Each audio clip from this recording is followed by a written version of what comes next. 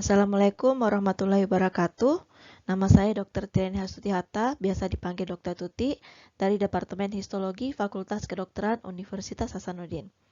Video tentang sitologi ini membahas tentang seluk-beluk sel, mulai dari membran sel, sitoplasma, dan nukleus. Video-video tentang sitologi ini terbagi menjadi 7 video, yaitu video tentang struktur membran sel, video tentang pengangkutan transmembran, modifikasi membran sel, dan tautan sel, video tentang organel bermembran di sitoplasma, video tentang sitoskeleton di sitoplasma, video tentang nukleus, video tentang siklus sel, dan video tentang kematian sel. Seperti yang telah kita ketahui bahwa jaringan pada tubuh manusia terdiri dari sel-sel, substansi interseluler, dan cairan jaringan. Nah, video-video pada sitologi akan fokus membahas tentang sel-sel. Mari kita mengenal lebih dalam tentang sel. Sel dibentuk dari 3 struktur utama, yaitu membran sel, sitoplasma, dan nukleus.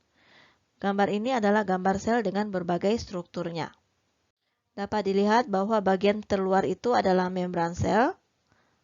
Kemudian bagian dalam ini adalah inti sel atau biasa dikenal sebagai nukleus, dan diantaranya ada berbagai organel-organel di dalam suatu sitoplasma. Pada bagian membran sel itu terdapat modifikasi membran sel seperti adanya mikrofili ataupun silia. Kemudian pada nukleus, dalam nukleus itu terdapat anak inti sel yang biasa juga dikenal sebagai nukleolus. Kemudian nukleus ini dikelilingi oleh retikulum endoplasma yang kasar dan juga ada yang halus. Bersama dengan itu ada berbagai organ-organel lainnya seperti ada aparatus Golgi, kemudian ada mitokondria, kemudian ada sentriol atau mikrotubulus, kemudian ada juga berbagai struktur seperti basal sel, kemudian ada lisosom, kemudian ada peroksisom. Pada video ini saya akan membahas tentang membran sel, salah satu materi dalam sitologi.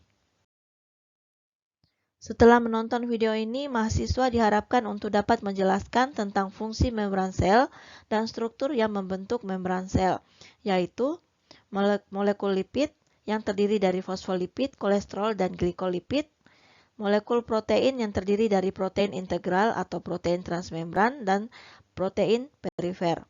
Kemudian molekul karbohidrat. Membran sel dikenal juga sebagai plasmalemma. Karakteristik membran sel adalah sebagai pembungkus sel, kemudian merupakan membran yang semi permeabel namun bersifat selektif, dan tempat pengambilan makromolekul yang dibutuhkan sel dari luar ke dalam sel, serta melakukan absorpsi selektif. Jika membran sel hanya bersifat semi permeabel, maka akan berbahaya bagi sel, karena jika luar sel memiliki konsentrasi yang tinggi, maka cairan akan berosmosis semuanya masuk ke sitoplasma dan menyebabkan sel membengkak. Namun karena adanya karakteristik yang selektif, maka hal ini tidak terjadi. Kemudian fungsi membran adalah sebagai batas sel, jadi sebagai pemisah antara satu sel dengan sel lainnya, sebagai pelindung, sebagai tautan sel, sebagai reseptor, dan sebagai tempat terjadinya absorpsi maupun ekskresi. Secara mikroskopis, struktur membran sel terdiri dari 3 lapisan. Lapisan gelap, terang, dan gelap. Ketiga lapisan ini memiliki ketebalan 7,5 sampai 10 nanometer. Terdiri dari lemak, protein, dan karbohidrat. Nanti kita akan lihat bahwa lapisan gelap adalah bagian kepala dari fosfolipid, sedangkan lapisan tengah yang terang adalah bagian ekor dari fosfolipid, salah satu struktur dari molekul lemak. Gambar sebelah kiri ini adalah gambar sebuah sel jika menggunakan mikroskopik elektron transmisi. Tampak adanya ini adalah membran sel yang membatasi nanti antara bagian luar dari sel yang berisi cairan ekstraseluler dan bagian dalam dari sel yang berisi sitoplasma. Jika bagian ini dijadikan gambar skematik akan nampak seperti pada gambar bagian sebelah kanan. Nah, di sini tampak ada 3 lapis, lapisan pertama, kedua, dan lapisan ketiga, di mana lapisan pertama dan lapisan ketiga itu disebut tadi sebagai lapisan yang gelap. Dia terdiri dari kepala dari fosfolipid, sedangkan bagian terang itu adalah bagian ekor dari molekul fosfolipid. Sekarang kita bahas satu persatu molekul pembentuk membran sel. Pertama, molekul lipid. Molekul lipid merupakan lapisan bilaminar, memiliki impedansi elektrik yang lebih tinggi dari sitoplasma. Jumlahnya bervariasi berdasarkan beberapa textbook, berkisar antara 42–50% berat membran plasma. Molekul lipid ini terdiri dari fosfolipid, kolesterol, dan glikolipid. Fosfolipid terdiri dari 1 kepala dan 2 ekor. Fosfolipid memiliki sifat amfipatik, artinya memiliki bagian yang polar hidrofilik pada bagian kepala dan non-polar hidrofobik pada bagian ekor. Kepala fosfolipid bersifat polar yang terdiri dari gliserol terkonjugasi ke senyawa nitrogen seperti kolin, etanol amin, atau serin melalui jembatan fosfat. Ekor fosfolipid bersifat non-polar yang terdiri dari 2 asam lemak rantai panjang, masing-masing terikat secara kovalen dengan gliserol pada kepala fosfolipid.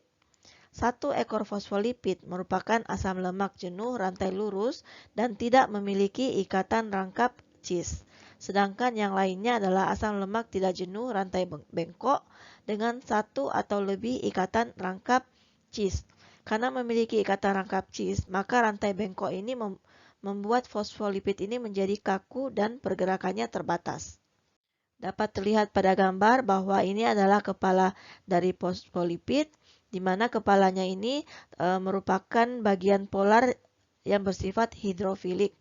Sedangkan bagian ini adalah bagian ekornya. Ini adalah yang straight atau bagian yang lurus, yang bersaturasi, sedangkan yang ini adalah bagian yang bengkok atau merupakan asam lemak tidak bersaturasi. Jadi nampak bahwa kepala fosfolipid itu menghadap ke arah bagian luar yang menghadap ke cairan ekstraseluler, dan ada bagian kepala yang satunya itu menghadap ke bagian sitoplasma. Sedangkan ekornya itu saling berhadapan di bagian tengah. Molekul lipid kedua adalah kolesterol. Kolesterol ini memiliki struktur rigid planar steroid ring di antara kepala dan ekornya. Struktur ini memberikan sifat kaku pada molekul kolesterol. Kekakuannya membuat sel menjadi lebih stabil. Letak kolesterol ini berada di antara fosfolipid, sehingga kolesterol membatasi pergerakan fosfolipid. Hal ini juga bisa mengurangi kehilangan air yang berlebihan. Nah, ini adalah struktur dari kolesterol. Ini adalah bagian kepala dan 1 ekornya. Dan ada suatu struktur yang disebut sebagai rigid steroid ring. Kemudian kalau dilihat di membran sel itu tampak bahwa ini adalah kolesterol yang berwarna kuning. Dia berada di antara fosfolipid. Jadi dia mengurangi mobilitas dari molekul fosfolipid. Kemudian glikolipid. Glikolipid adalah rantai oligosakarida yang memanjang keluar dari permukaan sel. Glikolipid ini berkontribusi pada lapisan permukaan sel halus yang disebut glikokalix.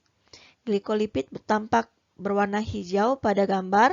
Jadi ini adalah glikolipid, di mana membentuk rantai di membran sel yang berhubungan dengan cairan ekstraseluler.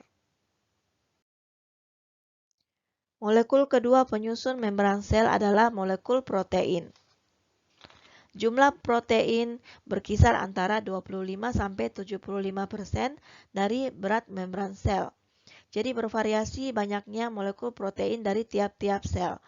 Beberapa textbook mengatakan jumlahnya sekitar 50% berat membran sel. Ukurannya lebih besar dari molekul lemak, di mana tiap molekul protein dikelilingi oleh 50-100 molekul lemak. Terdiri dari dua tipe molekul protein, yaitu protein integral atau biasa dikenal sebagai protein transmembran dan protein periferal atau protein perifer. Protein perifer berada di permukaan sel saja, hanya duduk pada satu lapis membran sel, apakah duduk pada membran sel yang menghadap ke cairan ekstrasel ataukah menghadap sitoplasma sel. Seperti yang tampak pada gambar, ini adalah protein perifer atau protein periferal. Apakah dia menghadap ke bagian cairan ekstraseluler ataukah dia menghadap ke bagian sitoplasma. Sedangkan protein integral adalah protein yang menembus ketiga lapisan membran sel, sehingga biasa dikenal juga sebagai protein transmembran. Seperti pada gambar sebelumnya, protein integral menembus ketiga lapis membran sel. Protein integral memiliki bagian hidrofobik asam amino yang melewati membran dan berinteraksi dengan ekor hidrofobik molekul lipid pada bagian bawah lapisan bilayer. Sedangkan bagian hidrofilik protein integral terekspos dengan air pada kedua sisi membran. Kemudian protein periferal atau protein perifer. Ini sudah diketahui bahwa hanya terikat dengan satu permukaan membran sehingga protein perifer ini mudah lepas. Tidak ditemukan adanya daerah hidrofobik. Jadi kita sudah tahu tentang molekul lipid maupun molekul protein. Jadi pada gambar sudah jelas bahwa ini adalah bagian kepala dari fosfolipid. Ini juga bagian kepala dari fosfolipid, sedangkan ini adalah bagian ekor dari fosfolipid. Kita bisa lihat bahwa terdapat kolesterol yang berada di antara fosfolipid tersebut atau terpendam di antara fosfolipid tersebut. Sedangkan pada bagian yang dekat dengan cairan ekstraseluler itu terdapat rantai yang merupakan bagian glikolipid, seperti pada gambar ini. Selain itu juga terdapat protein, molekul protein, yang ini adalah molekul protein integral atau molekul protein transmembran karena dia menembus ketiga lapisan dari membran sel, sedangkan yang ini hanya duduk pada satu sisi dari membran sel sehingga ini dikenal sebagai protein perifer. Kalau kita lihat dari gambar ini, sebenarnya apakah fungsi molekul protein tersebut? Jadi untuk menembus membran sel itu sulit melalui molekul lemak, ya. Oleh karena itu transportasi transmembran melalui protein transmembran yang menembus ketiga lapisan membran sel tersebut. Nah, terdapat 6 fungsi protein integral yang berhubungan dengan transport transmembran, yaitu 1 sebagai pompa, kemudian sebagai saluran atau channel, sebagai protein reseptor, kemudian sebagai linkers, kemudian sebagai pelekatan enzim, dan berbagai struktur protein-protein lainnya. Jadi dengan adanya molekul protein transmembran seperti ini, maka bisa terjadi pengangkutan transmembran, apakah dari luar ke dalam sel ataukah dari dalam sel ke luar sel. Terakhir adalah molekul karbohidrat. Jumlahnya sekitar 2-10% dari berat membran sel. Ada yang berupa oligosakarida yang disebut sebagai glikolipid, ada juga yang merupakan polisakarida yang disebut glikoprotein. Glikoprotein ini ada dua jenis, yaitu glikoforin dan proteoglikans. Tidak banyak textbook yang membahas mengenai molekul karbohidrat pada membran sel. Nah, kita telah mempelajari fungsi membran sel dan struktur pembentuk membran sel beserta karakteristiknya masing-masing. Semoga pengetahuan ini akan memberi manfaat bagi kita semua. Nah, berikut referensi yang membahas tentang struktur membran sel. Silakan dipelajari lebih lanjut. Terima kasih telah menonton video ini. Dan jangan lupa subscribe dan like ya. Akhir kata, billahi taufiq wa hidayah. Wassalamualaikum warahmatullahi wabarakatuh.